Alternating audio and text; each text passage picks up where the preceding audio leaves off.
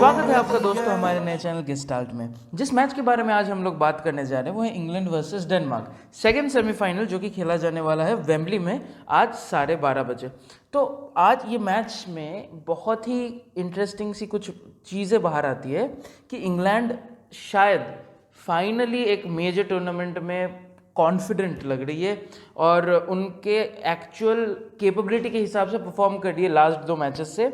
Denmark जिन्होंने already they have gone through a lot with their how their campaign started 2020 और उसके अलावा जैसे इन्होंने कम बैक किया, जैसे पहले 2 मैचेस में लॉस के बाद उसके बाद कंटिन्यूसली जीत के अभी तक मतलब सेमीफाइनल में और एक जीत दूर है ये लोग फाइनल से और 2 जीत दूर है यूरो 2020 उठाने के लिए without their captain, for their captain दो। तो यही बात है कि Denmark is playing purely with passion, purely with Joy, क्योंकि उनको पता है कि ये फुटबॉल है, ये मज़ा करने आए हैं यहाँ पे और वो लोग खुल के खेल रहे हैं एकदम। और इंग्लैंड के ऊपर एक प्रेशर है।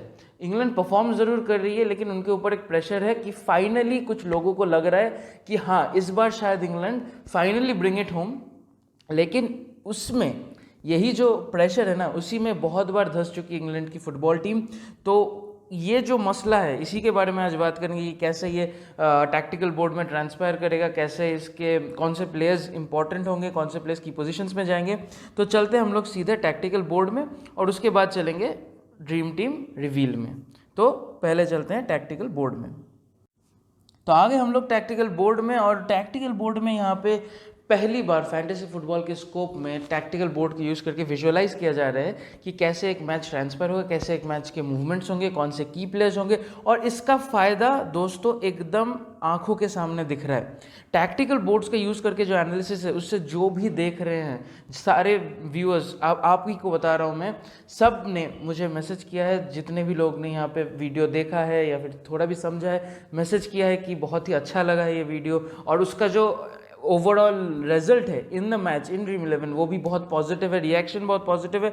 और हमारे जो टॉप पिक थे कल के किएजा, वो ब्रिलियंट खेल गए, वो ओनली गोल फ्रॉम इटली उन्हीं से आया था। और मोराटा जो हमारे टॉप पिक थे कि वो चांसेस बहुत मिलते हैं, उनको चांस मिला और वो ही पुट अवे द चांस, तो वो भी बहुत इंपॉर्टेंट थे। ऐसे देखा जाए तो प्रीवियस इंग्लैंड वाले मैच में भी मैगवायर एंड केन वो भी हमारे टॉप पिक्स थे। उसके पहले वाले मैच में बरेला एंड इंसिनी भी हमारे टॉप पिक्स थे।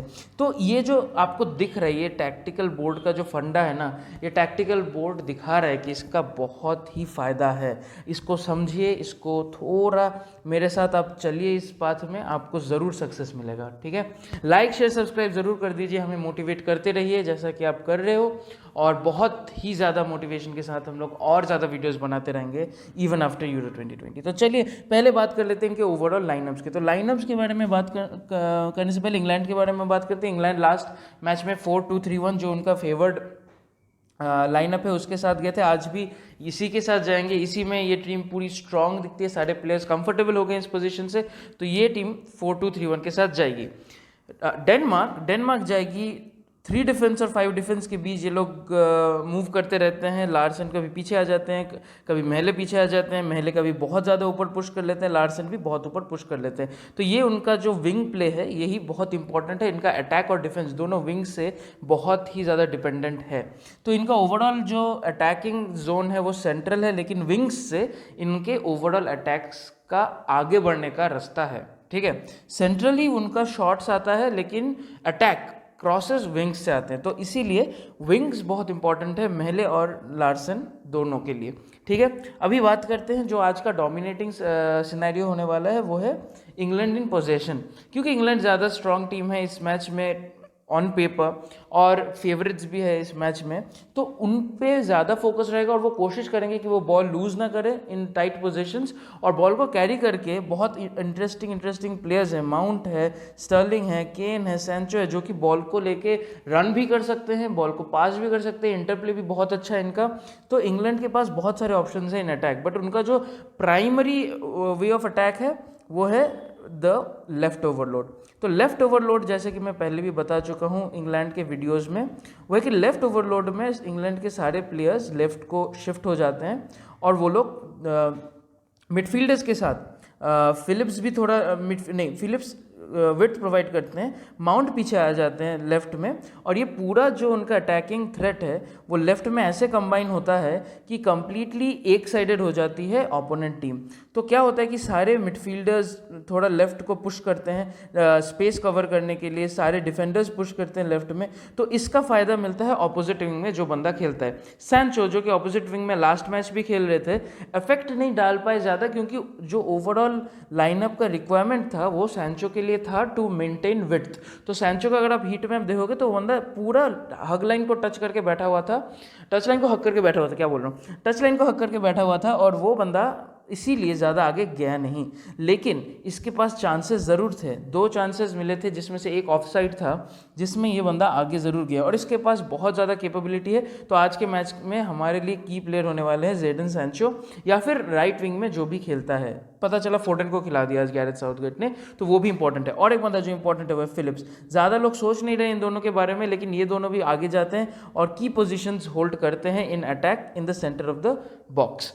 तो ये हो गया लेफ्ट ओवरलोड की अगर बात करूँ तो उसमें लेफ्ट ओवरलोड में क्या होता है कि स्टर्लिंग ये वाला बॉल देते हैं शॉ को, शॉ ये वाला क्रॉस देते हैं जिसको केन मीट करते हैं, केन मीट कर सकते हैं, सैंचो मीट कर सकते हैं, फिलिप्स मीट कर सकते हैं। फिलिप्स के पास एरियल थ्रेट है तो वो आके हेडर मार सकते हैं। आज के मैच में हमारे डिफरेंशियल पिक फिलिप्स रहेंगे इन अटैक।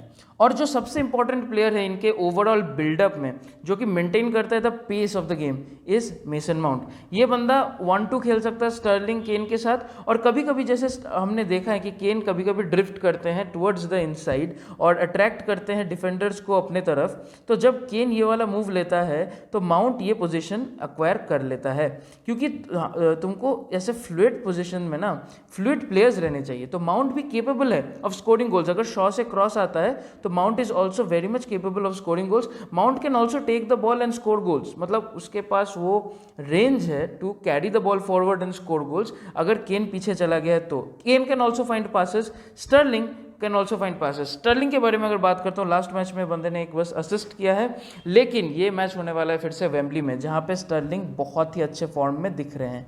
तो ये जो फॉर्म है स्टर्लिंग का वेम्बली में, ये कोई तुक्का नहीं है। स्टर्लिंग खुद भी बहुत ज़्यादा कॉन्फिडेंटली खेलते हैं वेम्बली में, और उनका होम ग्राउंड है, और इसीलिए वेम्बली में स्टर्लिंग को अपनी टीम में रखना, आज अपनी टीम में स्टर्लिंग को रखना बहुत ज़्यादा इंपॉर्टेंट बनता जा रहा है। ये हो गया इंग्लैंड का अटैक। अभी बात करते हैं इंग्लैंड के डिफेंस का और डेनमार्क के अटैक का।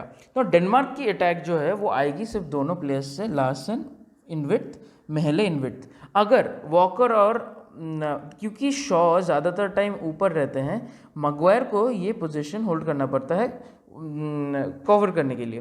तो बेसिकली इन पोजेशन ना एक 3 मैन डिफेंस बनती है जिसके ऊपर खड़े रहते हैं राइस। ये होती है शेप इंग्लैंड की डिफेंस की। वॉकर ज़्यादा आगे जा नहीं रहे हैं क्योंकि उनको ये ट्रैक करना है, और महले जो कि डेनमार्क के सबसे अटैकिंग आउटलेट है माने जा रहे हैं, काउंटर्स में डेलेनी हो या हॉयबर्ग हो उन्हीं को बॉल निकाल के दे रहे हैं, तो इसीलिए वो भी बहुत ज़्यादा इंपॉर्टेंट बनते हैं कि वॉकर उसको कवर कर पा रहा है कि नहीं। पेस में, हाँ पेस में वॉकर कवर कर पा रहा है, लेकिन महले के पास भी अच्छा खासा पेस है, और महले अच्छे खासे कॉन्फिडेंस के साथ इस मैच में आ रहे हैं गोल स्कोर करके। लास्ट मैच लेकिन वो ज़्यादा ऊपर नहीं गए थे। लास्ट मैच पैट्रिक स्किक को वो मैन मार्क कर रहे थे, इसीलिए इस पोजीशन में ही घूम फिर रहे थे। और लार्सन, क्योंकि इनके पास स्क्वाड का ओवरऑल विड्थ में डेप्थ बहुत ज़्यादा अच्छा है, वॉस है और लार्सन है दोनों राइट विंग में, राइट विंग बैक में। लार्सन ऊपर बहुत जा रहे थे, तो लार्सन बहुत इंपॉर्टेंट प्लेयर बनते हैं क्योंकि लार्सन कॉर्नर्स भी लेते हैं। और अगर कॉर्नर्स की बात कर रहा हूँ तो इधर ही बात कर लेते हैं वेस्टगार्ड का। सबसे लंबे प्लेयर है अपने टीम के, साइमन कियर, क्रिश्चियनसन, तीनों लंबे हैं, लेकिन वेस्टगार्ड सबसे ज़्यादा लंबे हैं। प्रीमियर लीग में साउथहैम्पटन के लिए खेलते हैं, गोल स्कोर कर चुके हैं, और अगर लार्सन कॉर्नर लेते हैं तो उससे वेस्टगार्ड के गोल स्कोर करने के चांसेस बनते हैं, क्योंकि ये स्टोन्स और मैगवायर कभी कभी इस सीज़न उन्होंने, मतलब यूरो में ज़्यादा किया नहीं है गलती, लेकिन स्टोन्स और मैगवायर दोनों कभी कभी गलती कर सकते हैं। और अगर वो मैन मार्किंग लूज करते हैं और वेस्टगार्ड को ओपन हेडर लेने देते हैं तो वेस्टगार्ड के पास कैपेबिलिटी है गोल स्कोर करने की। ये होगी कॉर्नर से बातें। अभी लार्सन के बारे में बात करूँ तो अपने टीम में रखना बहुत ज़रूरी है, because of the key pass, because of tackles. क्योंकि अगर आप सोचो इंग्लैंड अगर लेफ्ट ओवरलोड करती है, सोच लो इंग्लैंड लेफ्ट ओवरलोड कर रही है, तो मतलब इंग्लैंड के सारे प्लेयर्स लेफ्ट में आ गए हैं और उधर से खेलने की कोशिश कर रहे हैं। तो ज़्यादा प्ले अगर इधर होता है तो ज़्यादा टैकल्स और ज़्यादा इंटरसेप्शन के भी चांसेस इधर ही होता है। इस विंग में, तो लार्सन को बहुत सारे अपॉर्चुनिटीज़ मिलेंगे टैकल्स करने के, इंटरसेप्शंस करने के, तो उसी लिए लार्सन इंपॉर्टेंट बन जाता है। क्रिश्चियनसन इंपॉर्टेंट बन जाता है इंटरसेप्शंस ब्लॉक्स के लिए, कि अगर वो इधर आके केन का शॉट ब्लॉक करे, स्टर्लिंग का शॉट ब्लॉक करे, स्टर्लिंग जो दूर से भी शॉट लेने का बहुत प्रयास कर रहे हैं लास्ट कुछ मैचेस से, तो यही बात है कि लेफ्ट साइडेड ये दोनों बंदे ना आपकी टीम में रहने चाहिए, क्योंकि यही लोग डिफेंस में आपको पॉइंट निकाल के देंगे, अटैक में महले आपको पॉइंट देंगे, क्योंकि अगर लेफ्ट से इंग्लैंड अटैक करती है तो ये गारंटीड है कि डेनमार्क राइट से करेगी, मतलब डेनमार्क अपने लेफ्ट से करेगी। तो डेनमार्क अगर अपने लेफ्ट से कर रही है तो महले तो ऑब्वियसली गारंटीड पिक है फॉर असिस्ट फॉर श्योर, ठीक है। और अगर असिस्ट की बात कर रहे हैं तो फिनिश कौन करेगा भैया? ब्रेथवेट, अपना बारसा का प्लेयर है, आप मुझे बोल दो जो बोलना है, लेकिन बारसा का प्लेयर है, मैं तो जाऊंगा इसके साथ, इसके पास है वो कैपेबिलिटी, चांसेस भी मिल रहे हैं, करेगा करेगा स्कोर करेगा, एक ऑलरेडी स्कोर कर चुका है, एक और करेगा।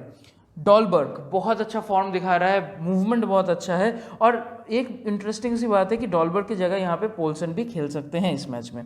डैम्सगार्ड आज रहेंगे वो लिंकर वाले रोल में, कि हॉयबियर्ग बॉल डैम्सगार्ड को देंगे, डैम्सगार्ड थोड़ा आगे जाएंगे, इधर एक्वायर करेंगे, तो हॉयबियर्ग को बॉल जैसे मिलता है इनकाउंटर तो हॉयबियर्ग डैम्सगार्ड को देंगे, डैम्सगार्ड जो रन कर सकते हैं बॉल के साथ, शूट भी कर सकते हैं, अथवा वो पासेस भी निकाल सकते हैं for Dolberg and Braithwaite. At the same time Maehle comes important because he can reach later into the box in the opposite side which makes him a goal threat as well.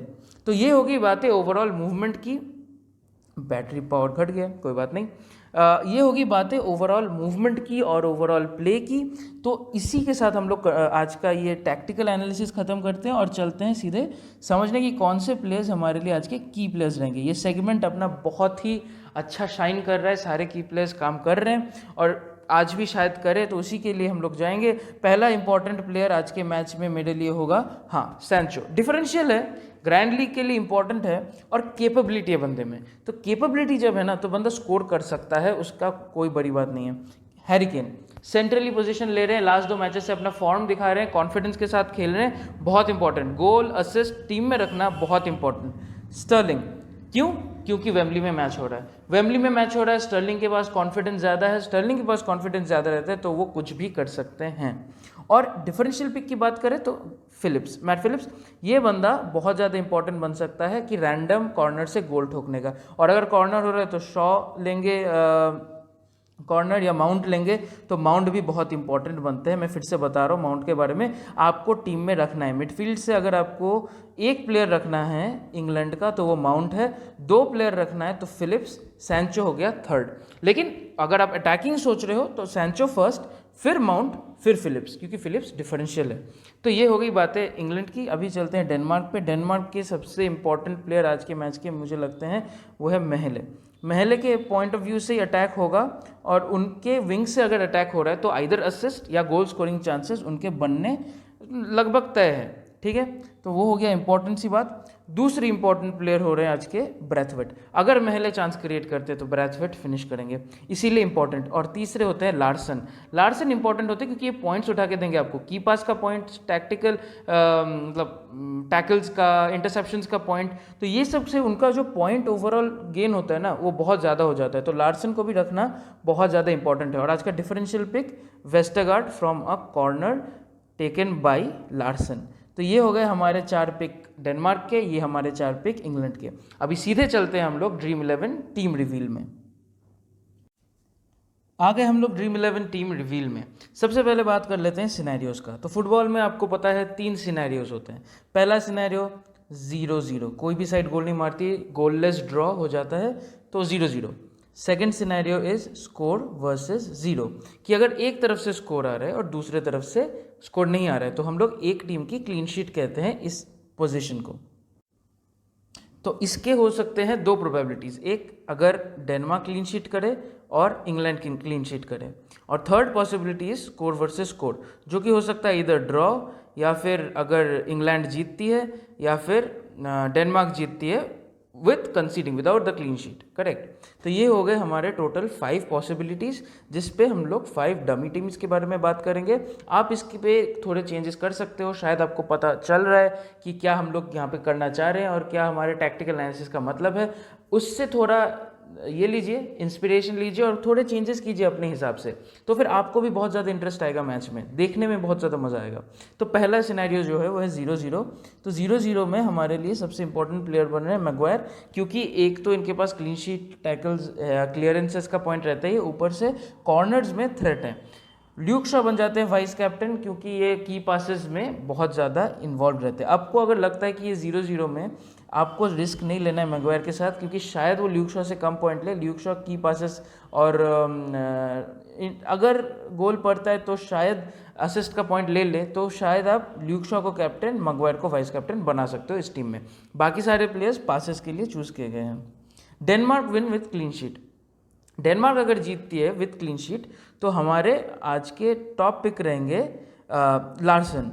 क्यों Larsen top pick रहेंगे? क्योंकि एक तो इनके पास chance बहुत बनता है, क्योंकि ये क्रॉसेस मतलब कॉर्नर्स लेते हैं, तो कॉर्नर से असिस्ट मिलने का, की पास करने के चांसेस बहुत ज़्यादा है। दूसरी बात, ये राइट विंग बैक खेलते हैं, अगर इंग्लैंड लेफ्ट ओवरलोड करती है तो इनके टैकल्स और इंटरसेप्शन के चांसेस बढ़ते हैं। ब्रैथवेट अगर गोल स्कोर करती है डेनमार्क, तो ब्रैथवेट का बहुत अच्छा चांस है गोल स्कोर करने का। तो इस फॉर्मेशन के साथ आप जा सकते हो कि अगर डेनमार्क जीतती है विदाउट कंसीडिंग एनी गोल्स। बाकी सारे प्लेयर्स पासेस के लिए रखे गए हैं। England win with clean sheet. England अगर जीतती है विथ क्लीन शीट तो मेसन माउंट मेरे लिए टॉप पिक रहेंगे। मुझे लग रहा है ये और हैरी केन आज स्कोर कर सकते हैं, और अगर वो दोनों स्कोर करते तो ऑब्वियसली मेसन माउंट को ज़्यादा पॉइंट मिलेगा हैरी केन से, क्योंकि मेसन माउंट मिडफील्डर है। तो मेसन माउंट को कैप्टन बना के चलना यहाँ पे इंपॉर्टेंट। स्टर्लिंग को टीम में रखना इंपॉर्टेंट, क्योंकि कभी भी असिस्ट या गोल स्कोर खुद भी कर सकते हैं। बाकी 4 प्लेयर उनके क्लीन शीट के लिए, Larsen for tackles, interceptions, Hojbjerg and Delaney for passes, interceptions and tackles. ठीक है। अभी Denmark win without clean sheet. अगर डेनमार्क जीतती है लेकिन क्लीन शीट के बिना, मतलब इंग्लैंड अगर गोल मार देती है, तो इंग्लैंड गोल मारने के लिए ये रहे हमारे टॉप सस्पेक्ट्स। हैरी मैग्वायर भी हमारे टॉप सस्पेक्ट हैं अगर इंग्लैंड गोल मारती है तो। वेस्टगार्ड इंपॉर्टेंट है, क्योंकि अगर बाई चांस वो बंदा गोल मार देता है तो आपकी टीम में रहना जरूरी है। और उसके अलावा भी क्लियरेंसेस के लिए इंपॉर्टेंट, लार्सन का सेम, असिस्ट के लिए। महले इस टीम में इंपॉर्टेंट क्यों मैं बता रहा हूँ। अगर आप सोच रहे हो कि आज डेनमार्क जीतेगी तो फिर महले को बहुत अच्छा खेलना पड़ेगा, क्योंकि उनके विंग से ही अटैक ज़्यादा चांसेस मिलेंगे, क्योंकि स्पेस ज़्यादा मिलेगा उनके विंग से अटैक करने के लिए। तो महले वहाँ पे इंपॉर्टेंट। ब्रैथवेट हमारे कैप्टन है, क्योंकि हम सोच के जा रहे हैं कि ब्रैथवेट आज गोल स्कोर करेंगे। डैम्सगार्ड अटैकिंग रिटर्न्स के लिए, हॉयबर्ग टैकल्स इंटरसेप्शंस के लिए, माउंट इंग्लैंड के अटैक के लिए। और फाइनली जो आज का सबसे पॉपुलर सिनेरियो है वो है England win without clean sheet. England अगर जीतती है और एक गोल कंसीड कर लेती है डेनमार्क से, तो ये लाइनअप सही रहेगा। एक सेकंड, हाँ, तो यहाँ पे मैंने क्या किया है, थोड़ा डिफरेंस किया मैंने, हैरी केन को कैप्टन बनाया है, जेडन सैंचो को इस टीम में मैं लाया हूँ, क्योंकि इस टीम में अगर मैं सोच रहा हूँ कि इंग्लैंड 2-3 गोल मारती है, डोमिनेट करती है, तो फिर जेडन सैंचो का भी एक गोल स्कोर करने का चांस बनता है। माउंट गोल या असिस्ट के लिए, कैल्विन फिलिप्स आपके डिफरेंशियल प्लेयर जो हम लोग टैक्टिकल बोर्ड में बात कर रहे थे, उनके भी गोल स्कोरिंग चांसेस बनते हैं। Shaw and Maguire for assist and goal scoring. Maehle भी इंपॉर्टेंट बनते हैं in goal scoring and assist giving chances. Delaney for passes and interceptions, Braithwaite for goal scoring. तो ये हो गए हमारे सारे सिनेरियोज पे discussion on the basis of dream 11 teams. अगर आपको अच्छा लगा ये वीडियो तो प्लीज़ लाइक शेयर सब्सक्राइब कर दीजिए, हमें बहुत ज़्यादा मोटिवेशन मिलता है। कमेंट कीजिए, बताइए कैसा चल रहा है आपका यूरो 2020। ऑलमोस्ट खत्म होने को आया है, अभी तो सेमीफाइनल और फाइनल ही बाकी है बस। तो इसी के साथ हम लोग आज का मैच कंप्लीट करते हैं। All the best for today's match.